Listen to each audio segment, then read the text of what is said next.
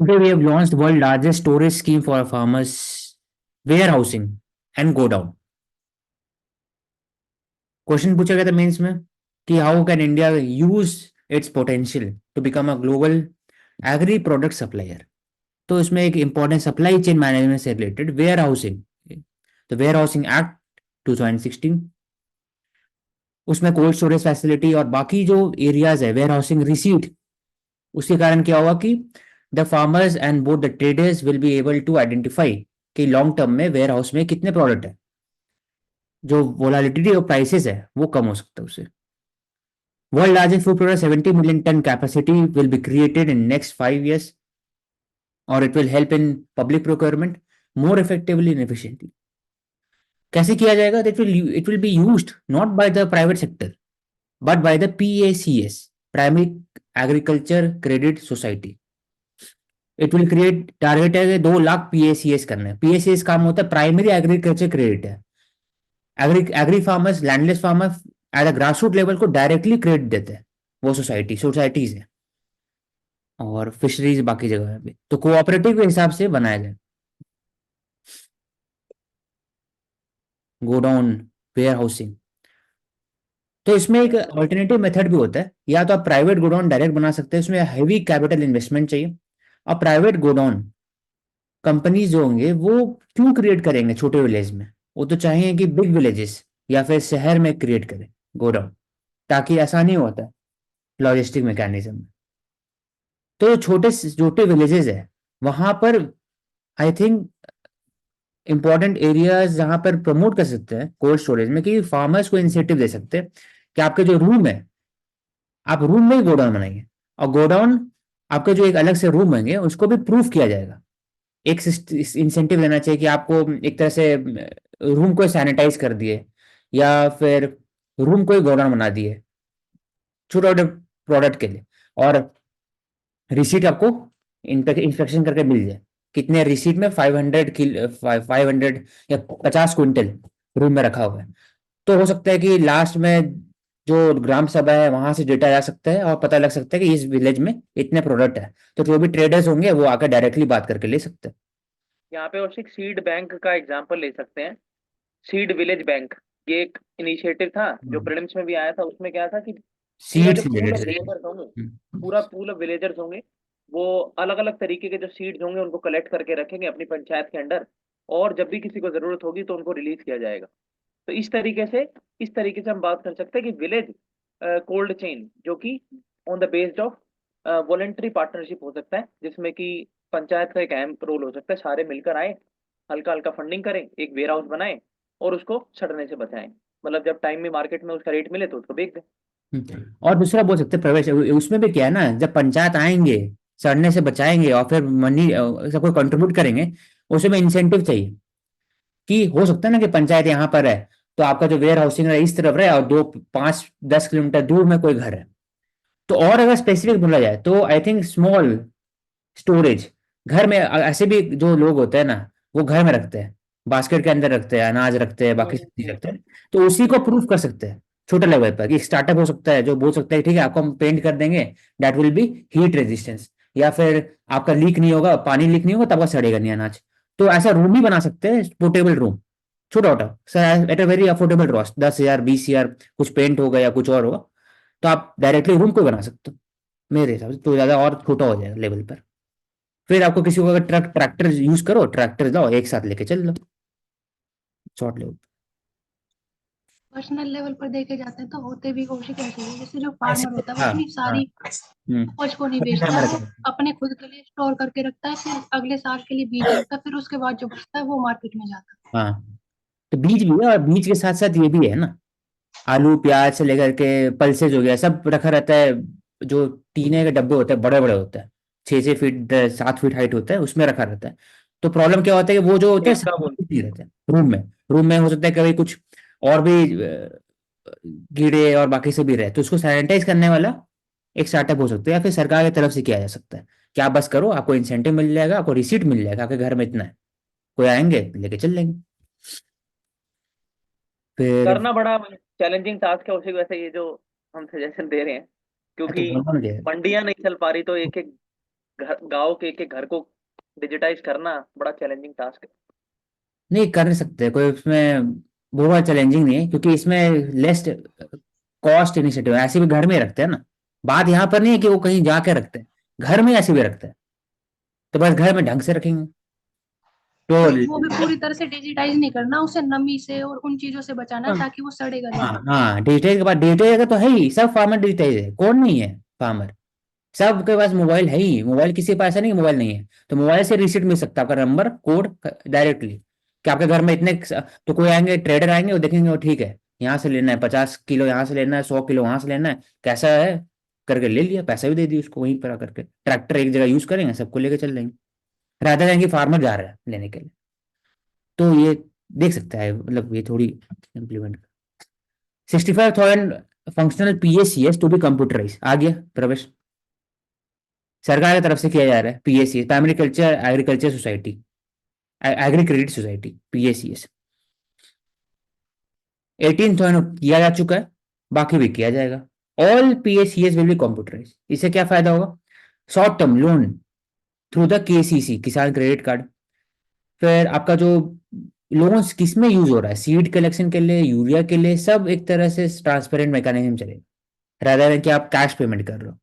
और दूसरा कि आपका इंसेंटिव, आपका इंटरेस्ट रेट कैसा है, तो पीएससीएस के बिचौलिए होते हैं वो बोलते हैं 2%, 2.5-3% कोऑपरेटिव में बहुत कमी होता है, लेकिन वो असली में 5-6 में लेते हैं, कि तुमको इतना ही मिलेगा, उससे ज्यादा नहीं मिल सकता, उससे ज्यादा लेना है इतना परसेंट में मिलेगा। तो ये नहीं रहेगा, एफिशिएंसी बढ़ जाएगा। तो 65,000 फंक्शनल पीएससीएस, ऑल दीज और पीएसीएस इम्प्लीमेंट के फॉर द बारे में सप्लाई चेन ये भी है मैनेजमेंट, बैकवर्ड एंड कि फॉरवर्ड। कंटिन्यू। हाँ, जो पीएसीएस होते हैं ये क्या है, मतलब अगर देखा जाए तो गवर्नमेंट कंपनी है, प्राइवेट कंपनी है, तो it is a government credit company. और कोऑपरेटिव सोसाइटी के अंदर जो सबसे छोटी यूनिट है वो हाँ प्राइमरी एग्रीकल्चर क्रेडिट हाँ, में है सोसाइटी है। ना, डायरेक्ट है कनेक्शन, फार्मर के जस्ट ऊपर वो पैसा देते हैं। और इसको आरबीआई रेगुलेट नहीं करता है। दो तो इसको कौन करता है? इसको कोऑपरेटिव सोसाइटी जो एक्ट है, multi state cooperative society, state cooperative society act, वो इसको डील करते हैं। और बैंकिंग रेगुलेशन एक्ट 1949 के अंदर भी इसका कोई मेंशन नहीं है। दो बैंकिंग एक्टिविटीज करता है। हम्म। अब प्राइमरी कच्चे aggregate society short term loan देता है, शॉर्ट टर्म, तो ये बस याद रखना है। शॉर्ट टर्म मीडियम टर्म देगा, लॉन्ग टर्म नहीं देगा, लॉन्ग टर्म तभी हो सकता है हार्ड इंफ्रास्ट्रक्चर क्रिएट करने के लिए, उसमें नहीं रहेगा, शॉर्ट टर्म रहेगा। तो इसमें चैलेंजेस है कि क्या कवरेज का इशू होता है, एनपीए बढ़ जाता है बहुत ज्यादा।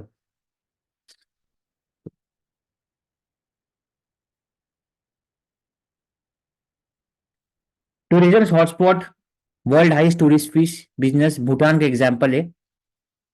माइंडफुलनेस सिटी, माइंडफुलनेस मतलब क्या हो, कि ऐसा जगह जहां पर आप क्रिएट करो ऐसा इकोनॉमिक स्ट्रक्चर मॉडल कि आपको माइंडफुलनेस प्रमोट करे, योगा मेडिटेशन से लेकर के आपका जो ग्रीन सिटी होना चाहिए, सस्टेनेबल सिटी होना चाहिए, आपको खुशी हो, आपको हैप्पीनेस मिले जा करके देखने में, इन्वायरमेंट देखने में, तो माइंडफुलनेस, वेल बींग प्रमोट करने के लिए, सिद्धा, यूनानी, Ayurveda etcetera.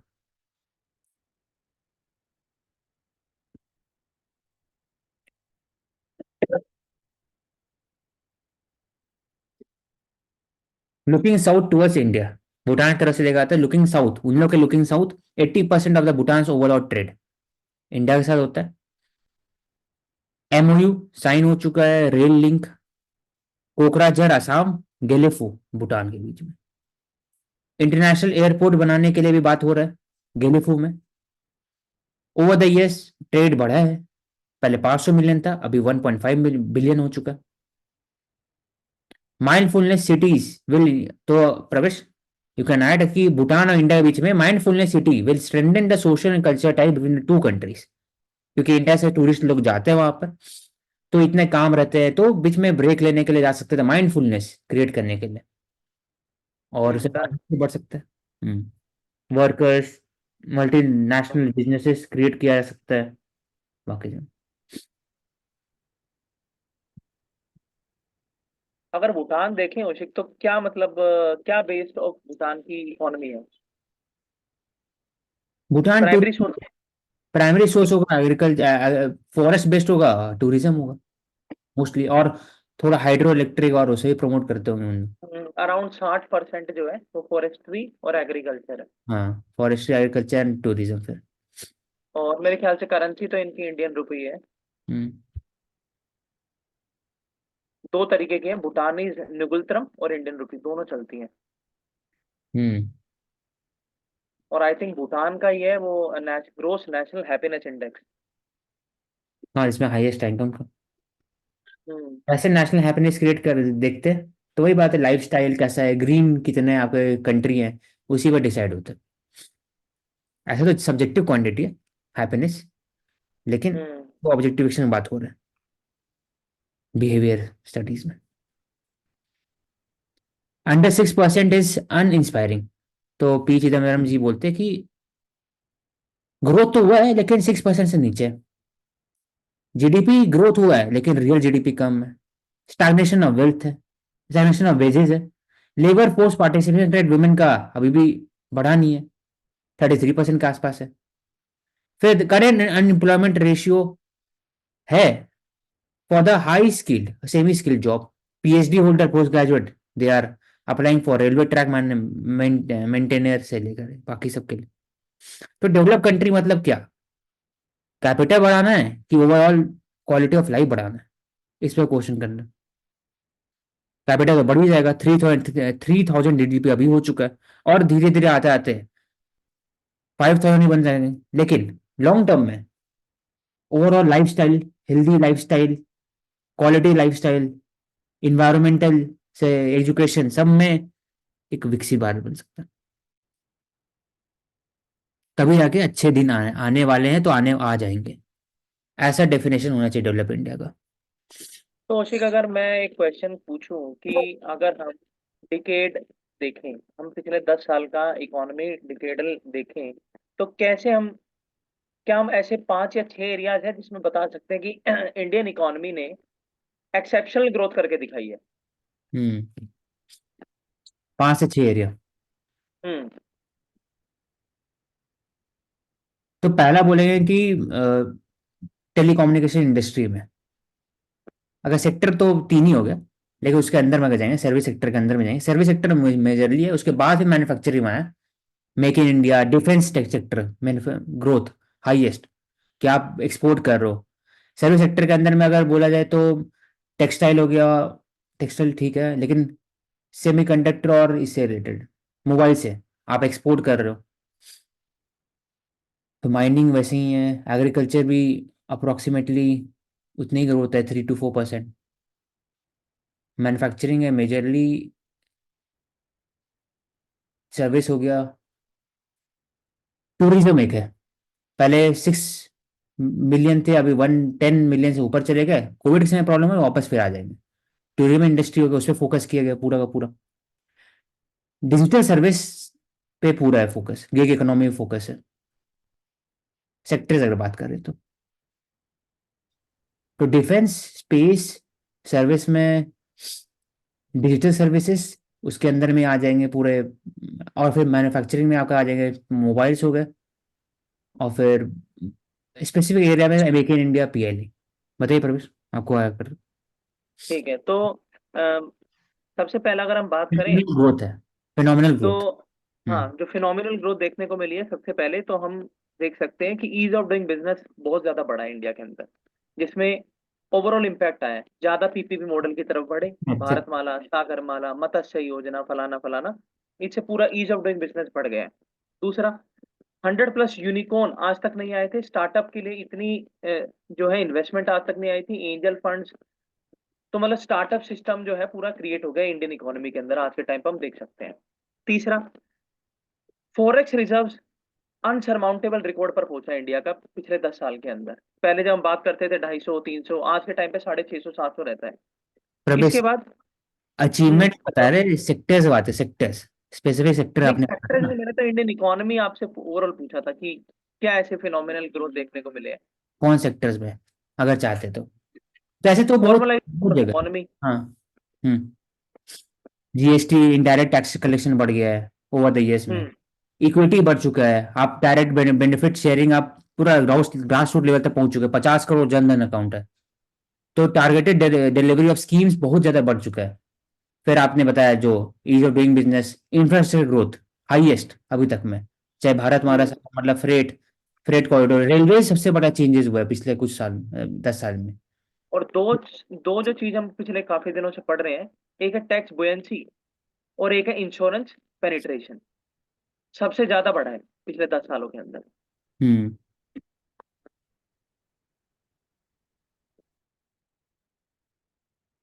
Coming next, humanoid startup, humanoid robot. आप ओपन एआई को यूज कर देंगे, ओपन एआई जनरेटिव एआई है, लैंग्वेज ओरिएंटेड है, और उसमें वीडियो बना रहा है। अभी आज में शोरा जो है ऑनलाइन, तो उसमें वीडियो बना सकते हैं बस वर्ड डाल करके। तो फर्स्ट ह्यूमन स्टार्टअप, इसमें क्या होगा कि जो भी जहां पर डेथ है, human operation safety hazard 2020 rules के अंदर में, जहीं पे भी ऑपरेशन सेफ्टी हजार्ड है वहां पर ह्यूमन रोबोट को यूज कर सकते हैं। फिर डीप स्पेस में यूज कर सकते हैं, अंडर वाटर सी मिशन में यूज कर सकते हैं ह्यूमन के अलावा, इसलिए इंपॉर्टेंट है। ओपन है Microsoft raising 675 million, Nvidia.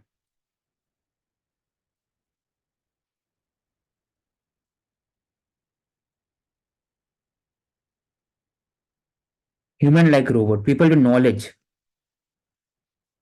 Human ऐसा काम कर सकते हैं। और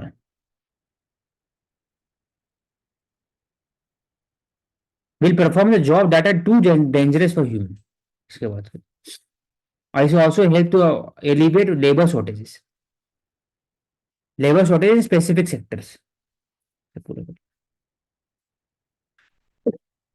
जब डिस्कस इन डिटेल की supreme court had ordered the government to continue following the dictionary meaning of forest, forest जो मीनिंग है वही होना चाहिए forest, according to the TN Godavarman case 1996। तो उसके हिसाब से it has challenge the forest conservation act 2023, क्योंकि the centre was trying to reclaim the land from the forest area for the social creating of social infrastructure in the tribal area, also for the speed development, economic development, roads, highway, etc. उसके लिए उन्होंने 2003 में bill pass किया था, which will be making the procurement easy, reclaiming of the land. लेकिन फिर उसको supreme court ने बोला कि वो गलत है, violative the principle of the environment conservation, और according to the TN Godavarman case आप उस पर चलिए डिक्शनरी में नहीं।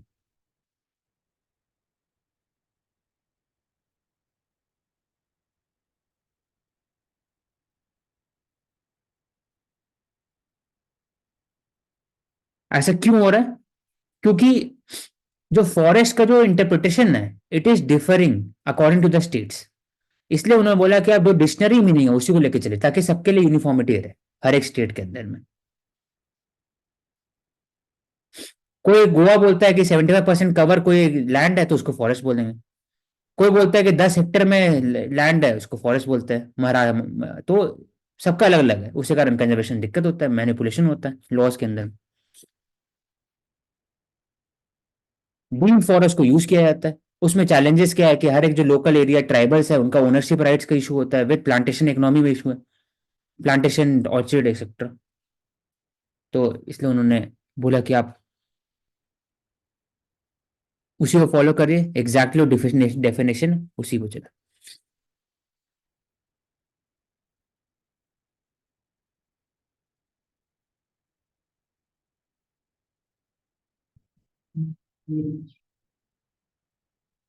It also struck down the scheme to constitute zoo and safari park forest land, forest में नहीं बनाई जू और सफारी पार्क अलग से बनाई।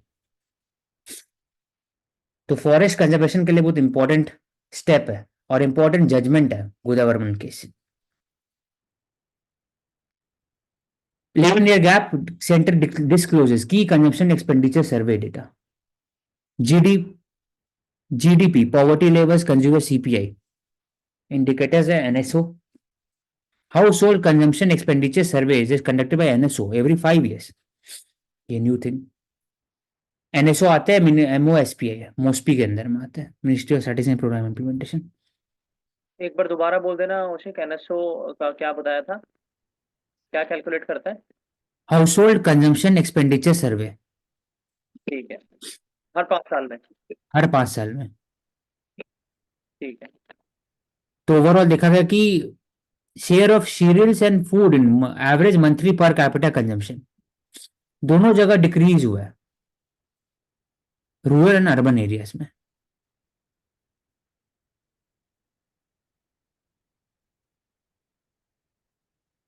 जो एनएसओ है इसके दो अच्छा, कंपोनेंट्स होते हैं, एक तो central statistical office CSO plus NSSO, मतलब कि कंप्यूटर सेंटर है the national sample survey office, ये एनएसओ के अंडर आते हैं दोनों, सीएसओ और एनएसएसओ। और ये रिलीज क्या करते हैं, एक तो इंडेक्स ऑफ इंडस्ट्रियल प्रोडक्शन, यही रिलीज करते हैं हर महीने जो रिलीज होता है, और annual survey of industries is also released by them. Hmm. तो ओवरऑल क्या देखा गया इसमें? इसमें बोला कि number showing the proportion of the spending on food, आपका जो मंथली इनकम है फूड पे कितना स्पेंड कर रहा है एवरेज। 46% था रूरल एरिया में, 52% था। अभी 46% है, फ्रॉम 53% 2011-12। और अर्बन एरियाज में 39% अभी है, 42% था पहले, 11 साल पहले। तो ओवरऑल देखा गया कि दोनों तरफ में, अर्बन और रूरल एरियाज में, जो एक्सपेंडिचर ऑन फूड है as part of the monthly wages और आपका एक्सपेंडिचर, कंजम्पशन एक्सपेंडिचर, वो कम हुआ है। This showcases lower weightage for food prices in countries retail inflation calculation.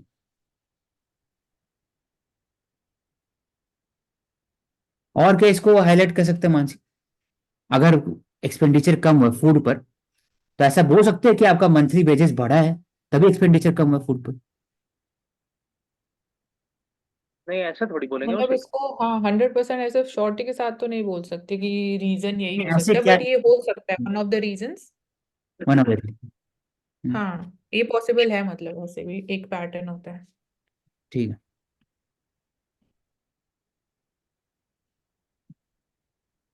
कल जब डिस्कस किए थे रिगार्डिंग द बैंकिंग रिफॉर्म, तो वहाँ पीएसबी के पास एक पोर्टल था जिसमें आप पता लगा सकते हैं कि कौन बड़े बड़े जो बोरोर होते हैं, they have been taking loans from different PSB bank. उससे आपस में कोऑर्डिनेशन रहेगा, उससे it can highlight the fraud. तो वो एक अच्छे रिफॉर्म का पार्ट है। वैसे ही SEBI is using AI for investigation, artificial intelligence. अब एआई को यूज तो कर रहे हैं, लेकिन इसमें भी हमेशा बात करते हैं कि ह्यूमन इंटरवेंशन इंपॉर्टेंट है। ये कहाँ पर यूज होता है एआई? जहां पर सिमिलर काइंड ऑफ देखने को मिलता है ट्रांजैक्शन, हमेशा बैंकिंग सेक्टर में भी, या फिर जो डीमैट बाकी जगह अकाउंट होंगे वहां पर भी, तो एआई यूज यूज कर सकते हैं। एग्जैक्ट उस समय भी आते हैं मनी और फिर वापस चल जाते हैं। तो एक पैटर्न होगा, पैटर्न को फाइंड आउट कर सकते हैं एआई, लेकिन जो न्यू पैटर्न को फाइंड आउट नहीं कर सकते, वो ह्यूमन ही कर सकता है। तो क्या औशिक, अगर कोई ऐसा न्यू पैटर्न जो फाइंड आउट करना हो तो एआई के अंदर नहीं हो सकता, लेकिन ये जो अलग अलग हमारे यहाँ साइंटिफिक एप्लीकेशन है जिसको बोलते हैं मशीन लर्निंग और क्वांटम, इनसे नहीं होता है कुछ? मतलब न्यू पैटर्न मतलब कि एग्जिस्टिंग पैटर्न हम बना बना के बना सकते हो, एग्जैक्ट नया चीज थिंकिंग करना जो है ही नहीं, वो तो अच्छा, वो इंसान ही करता है ना। मतलब टेक्नोलॉजी नहीं कर सकती अगर बोले तो हम उसे उसको इट अकेले बनाओ टेक्नोलॉजी टेक्नोलॉजी इसलिए को। नहीं कर सकता, उसका डिपेंडेंट कि वो एल्गोरिदम पर डिपेंड है। वो अपने से सोच नहीं सकता ना, कॉन्शियस नहीं है ना अभी, तो सोच नहीं सकता वो कि वो dependent on the feed data है, डेटा जिसमें फीड होगा। जैसे मोदी को बोल दिया डिक्टेटर, वो तो सोचा खुद से थोड़ी, उसको ऑलरेडी डेटा सेट था, वेस्टर्न मीडिया का डेटा सेट था उसके पास था, कि ऐसा हो रहा है वैसा हो रहा है, आर्टिकल 370 हट रहा है, सीए आ रहा है, ऐसे करके बन गया। बोल दिया जेमिनी, कल ही तो एक न्यूज चैनल पढ़े। तो लेकिन वो खुद से नहीं सोचा ना कि इंडिया लार्जेस्ट डेमोक्रेसी है, इतने स्टेट इलेक्शन होते हैं, वो जो सेंटर में पार्टी है वो हारते भी है इलेक्शन और जीतते भी है, ऐसे तो नहीं सोच पाया ना critical thinking, in spite of AI इतने बिलियन डॉलर खर्च करने में। तो क्यों होता है? क्योंकि एल्गोरिदम बेस्ड होता है, एल्गोरिदम है डेटा ड्रिवन। डेटा जैसे फीड करो उसके हिसाब से रिजल्ट आएगा। तो एआई कैसे चलेगा? तो डेटा ड्रिवन है प्रॉपर। चाहे आप जनरेटिव एआई का बात करते हैं, कहीं भी डेटा नहीं रहेगा तो आप नहीं बता सकते। लेकिन इंसान जो होता है वो सोच सकता है अंदर से, फाइंड आउट कर सकता है थ्रू जो आपका जो है ना ऑब्जर्वेशन से, थ्रू रिकॉलिंग, और फिर हिस्टोरिकल मेथड या ऑब्जर्वेशन मेथड, एम्पेरिकल, सब चीज से निकाल के सोच सकता है, क्रिटिकल थिंकिंग कर सकता है गूगल। तो इसमें जी ये ह्यूमन, बोल सकते हैं कि जैसे सेबी या फिर किसी बैंक में कोई फ्रॉड होते हैं तो हमारे पास 10 केस हुए, तो हमने 10 केस का डाटा एक एआई के अंदर डाल दिया। अगर किसी ने 11वां तरीका सोच लिया फ्रॉड करने का तो वो हाँ नहीं पकड़ हाँ सकते। वो 11वां तरीका में, अब तो फिर वो पकड़ पकड़ सकता है, लेकिन उसे के लिए बहुत मुश्किल एंटर करना है, पड़ेगा। इंसान का आसान हाँ है जानना। जो 10वां तरीका है ना, 10 तरीका है, फॉर एग्जाम्पल 1000 तरीका है, अब 1000 तरीका फ्रॉड हाँ करने का उसको डाल दिए तो 1000 तरीका में ही से वो कॉम्बिनेशन ढूंढेगा। हो सकता है कि पहले हाँ पिन कोड की तरफ हुआ फ्रॉड, अगला बार होगा बैंक अकाउंट के तरफ में। तो अगर पिन कोड और बैंक अकाउंट दोनों हो रहा है तो एआई बता देगा, क्योंकि कॉम्बिनेशन है, कॉम्बिनेशन ऑफ डेटा है। लेकिन अगर उसमें टोटली न्यू रहेगा तो, फॉर एग्जाम्पल डिजी लॉकर का, तो नहीं बता सकता, डेटा ही नहीं। Under employment is a problem for India, Arvind Panagariya NITI Aayog के चेयरमैन है 20, तो अभी। और ideas for India summit 3.0, creating well paying high productivity job, well paying high productivity. High productive कहाँ होगा? प्रिसीजन टेक्नोलॉजी के अंदर में, जो पीएलआई में प्रोडक्टिव, रिसर्च में, और स्पेस डिफेंस, मैन्युफैक्चरिंग में भी बात करेंगे तो स्पेसिफिक एरियाज, सेमी कंडक्टर हो गया, ईवीज हो गया, high high well paid high productive.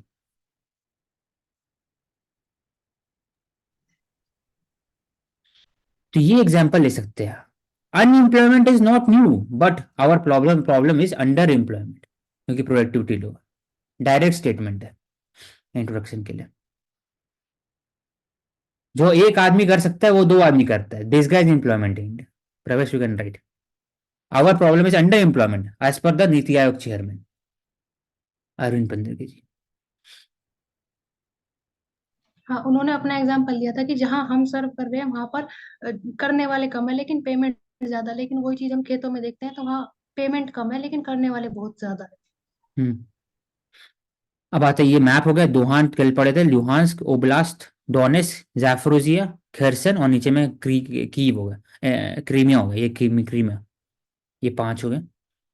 औशिक एक बार डेफिनेशन अगर हम बोले अंडर एम्प्लॉयमेंट की क्या डेफिनेशन होती है, तो मतलब कि it is a job that does not use their skills, या a person is highly skilled but job opportunities नहीं है तो they end up in low skilled jobs, तो वो अंडर एम्प्लॉयमेंट है। मतलब yes, आपकी स्किल्स या कैपेबिलिटी फुल जो पोटेंशियल है वो यूटिलाइज नहीं हो रहा है। पीएचडी होल्डर है, काम कर रहा है गैंग गैंग मैनेजर मैनेजर में, रेलवे में, पंडित। राइट। ठीक है। तो बोल दिया कि रशिया, ये हम लोग बात किए थे कल भी, कि Russia tilting towards Asia and global south, sanction लगा उनके ऊपर, 500 टाइप ऑफ सैंक्शन लगा था उनके पास, उनके ऊपर स्विफ्ट हो गया बिलियन के ऊपर, तो ऑब्वियस बात है इसमें जाएंगे। Russia China nexus, what does it mean for the world? Sanction effective होने के लिए it need support from the major big economy, China India जो है नहीं, ब्राजील जो है नहीं, साउथ अफ्रीका जो है नहीं। वेस्ट का स्ट्रैटेजी क्या रहा है? इकोनॉमिक और मिलिट्री सपोर्ट कीजिए कीव को, अब लड़ाई करते रहिए, और स्लोली पूरा रशिया का जो वॉर मशीन है इसको धीरे धीरे ब्रेक डाउन कर दीजिए लॉन्ग टर्म में, ताकि उसका प्रोडक्शन कैपेबिलिटी बढ़े नहीं। वॉर मशीन के अंदर में चिप इंडस्ट्री होता है, it is totally dependent on the Taiwan, China और बाकी सब। खुद बनाना मुश्किल होता है रशिया को, इसलिए वो चिपिंग खत्म हो जाएगा, तब फिर आपका एक जो स्ट्रेंथ है, हार्ड पावर है, वो दिखा सकते हैं।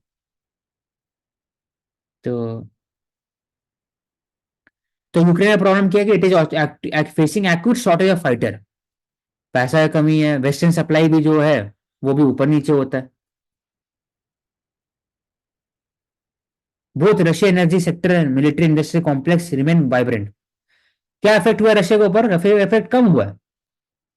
क्यों? क्योंकि Russia energy dependent, energy Russia self reliance हर फील्ड में, oil, natural gas, food production से लेकर के, और dependent, it has become more dependent on China, और उनके पास अश्योर्ड पार्टनर है इंडिया टाइप, आपको मिलते रहेगा। दो बिग कंट्री, 1.4 1.5, 1.4 1.3, 2.7 बिलियन पीपल, और खुद जोड़ लो 14 करोड़, तो 2.84 2.84 बिलियन पीपल उसके साथ है एक तरह से, कोई दिक्कत नहीं।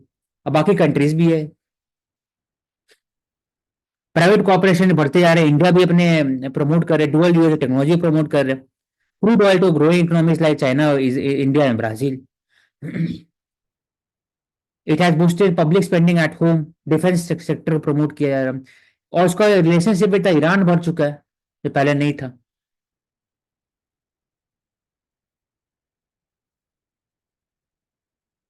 पहले 11.8 था बिलियन ऑयल रिजर्व अर्निंग, अभी 15.6 हो चुका है, सिर्फ और सिर्फ जनवरी में। उसके बाद वॉर कैसे ट्रांसफॉर्म कर रहे हैं, मोर एंड मोर कर, सबका फायदा हो रहा है इस वॉर में, रशिया को भी है, यूएस को भी है, यूरोप को घाटा है और सारी यूक्रेन को घाटा है। यूएस का है क्योंकि नाटो का इंक्रीज हो रहा है, नाटो बढ़ेगा, डिफेंस बढ़ेगा, तो मिलिट्री इंडस्ट्रियल कॉम्प्लेक्स हो बढ़ेगा। स्वीडन और Finland they have join NATO. और रशिया का फायदा है कि Putin has use the war to dominate the internal political structure in Russia. तो उसमें death of Alexei Navalny, prisoner का रेबेलियन हुआ तो उसको भी कवर किया गया। तो इसको बोलते हैं managed democracy. Russia is a managed democracy, कि डेमोक्रेसी है लेकिन मैनेज्ड है, कीवर्ड रविश लिख दो। तो यही बस दोनों पर वी हैव डिस्कस 1996 डीन forest, Chhattisgarh Madhya Pradesh amendment.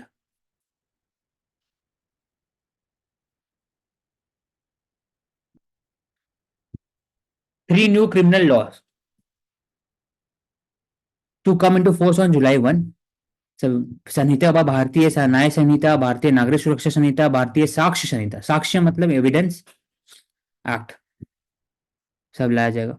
Decolonisation का एग्जाम्पल है, पीपल सेंट्रिक। उसके बाद फिर more readable for the common man, common person, इसके लिए किया जा रहा। और रैशनलाइजेशन ऑफ सेवरल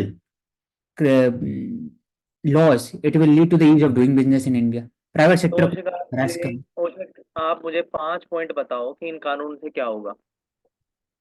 पहला चीज है कि इसको आप हिंदी में करेंगे, बाकी जब लॉन्ग टर्म में है कि लोकल लैंग्वेज में कन्वर्ट करेंगे तो उससे कहाँ आम नागरिक लॉ पढ़ सकते हैं, समझ में आ सकते हैं। जो एक monopoly created by the nexus of the lawyer और बाकी से, वो टूटेगा लॉन्ग टर्म में। दूसरा, डीकोलोनाइजेशन का बात होता है, आईपीसी बाकी सब रैशनलाइजेशन स्कीम नहीं, रैशनलाइजेशन नहीं होता है पहले, क्योंकि it was created for the British time, उनका पर्पस अलग था। तो हम लोग को अपने हिसाब से देखना है, तो डीकोलोनाइजेशन का बात होता है, उसमें एग्जाम्पल है। थर्ड वाले में हुआ कि आप थोड़ा सा क्रिमिनल जस्टिस सिस्टम के अंदर में अकाउंटेबिलिटी बढ़ाएंगे लॉ के हिसाब से, देख सकते हैं कुछ प्रोविजन चेंज किया गया, ईज ऑफ डूइंग बिजनेस बढ़ सकता है, क्योंकि क्रिमिनलाइजेशन कुछ कुछ लॉज के अंदर में हटाया गया है, सिंपल पेनल्टी यूज किया गया इसमें। जेल था पहले, जेल प्रोविजन कम करके पेनल्टी किया गया, उसे ईज ऑफ डूइंग बिजनेस बढ़ेगा। और फिर training of the policeman, upskilling of policeman के कारण लॉ एनफोर्समेंट एजेंसीज का स्किलिंग होगा, और लॉन्ग टर्म में law and order based society create किया जाए। तो 4-5 है। इसी के अलावा जैसे कि अगर हम बात करें, ये बहुत अच्छी तरीके से आपने इनके ऊपर चर्चा की। कुछ ऐसी चीजें हैं जिनके ऊपर डेफिनेशन नहीं है। हेट स्पीच क्या होगी, कुछ डिफाइन नहीं है, उसको डिफाइन करने की बात है। दूसरा, मॉब लिंचिंग है, मॉब लिंचिंग के ऊपर कोई कानून नहीं था, वो आ गया। क्या हुआ? बोलो। हाँ ठीक है। इसके बाद ट्रायल के ऊपर, मतलब ऐसा बोला जाता था कि क्रिमिनल जस्टिस सिस्टम जो है बहुत ही रिगोरस है इंडिया का। तो उसमें जब हम बात करते हैं गुड समैरिटन की, गुड समैरिटन जो व्यक्ति होते हैं, वो लोग होते हैं जो पुलिस को, जो पुलिस सिस्टम जो है उनसे प्रताड़ित होते हैं, तो उसको कहीं ना कहीं रिफॉर्म करने की बात है। इसके अंदर जो पनिशमेंट है, बहुत सारी ऐसी पनिशमेंट है जिनका जो टाइम पीरियड है, जो उनके ऊपर फीस लगती थी, उसको कहीं ना कहीं रैशनलाइज किया गया है, कम किया गया है, और कईयों को बढ़ाया गया है। ट्रायल पीरियड के ऊपर बात हुई है कि ट्रायल पीरियड कितना होना चाहिए, 3 महीने तक अगर है या 3 साल तक है और डेट ही नहीं आ रही, तो उसको रिलीज करो। फिर आप उसको नहीं डील कर पा रहे हो तो ये जजिस के ऊपर क्वेश्चन है, उस बेचारे की गलती नहीं है, उसको रिलीज करो। जैसे कि कोविड टाइम में अराउंड 2 लाख लोगों को किया गया है, इसके बाद मल्टीलिंग्विज्म को प्रमोट किया जा रहा है कि जो कोर्ट होगी, जिस भाषा का वकील होगा, उस भाषा में ही जज को कंपल्शन होगा कि आप उसको एंटरटेन करिए प्ली को। आप मना नहीं करोगे कि इंग्लिश चलती है या तो हिंदी चलती है, ऐसा नहीं होगा। इसके बाद जो फोरेंसिक टीम्स हैं, जो फोरेंसिक साइंस रिसर्च लैब है, डेवलपमेंट है, जो कि हमारे यहाँ दिल्ली में रोहिणी में है, उसका हेडक्वार्टर, उसको कहीं ना कहीं मोर पावर दी गई है एनआईए के जो रिलेटेड केसेस है उनको डील करने के लिए। और जब हम बात करते हैं, सबसे इंपॉर्टेंट इसमें क्या है कि एक मैक्सिमम टाइम पीरियड सेट किया गया है हियरिंग का, और वो होगा 7 दिन से लेकर मैक्सिमम टू मैक्सिमम 120 दिन तक। उसके अंदर अगर आपने जज ने हियरिंग दी, यानी ट्रायल उसके सामने हुआ, तो ठीक है, अदरवाइज वो केस वहीं की वहीं बंद होगा। सेडिशन लॉ को एंड करने की बात हो रही है। और मॉब लिंचिंग को कहां पर डाला गया है? सीआरपीसी सेक्शन 531 के अंदर डाला गया है मॉब लिंचिंग को। पहले मॉब लिंचिंग के ऊपर हमने देखा है कि पीलू खान और ये सारे केस हुए हैं। तो कहीं ना कहीं जो कॉलोनियल आर्काइक सेक्शंस हैं उनको हटाकर, और जो सोसाइटी के अंदर नए नए तरीके के क्राइम्स ओरिजिन हो रहे हैं, नई ट्रांसफॉर्मेशन ले रहे हैं, उनके ऊपर कानून को कसने की बात इन सारी चीजों में की गई है। तो now you can move forward.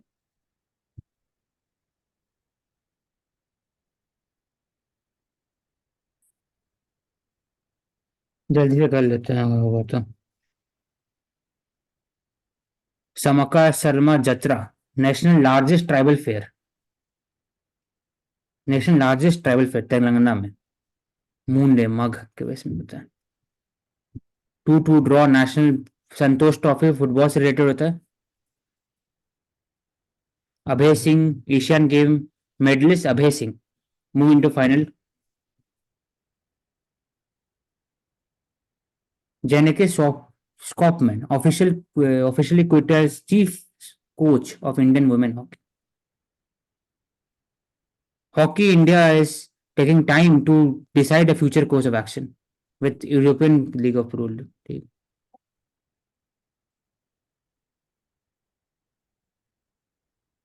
Taisa Malik clinches maiden international award. Taisa Malik, super sport lady, grateful and lucky to be given another chance to lead giant. Sanjana Journey, braving flood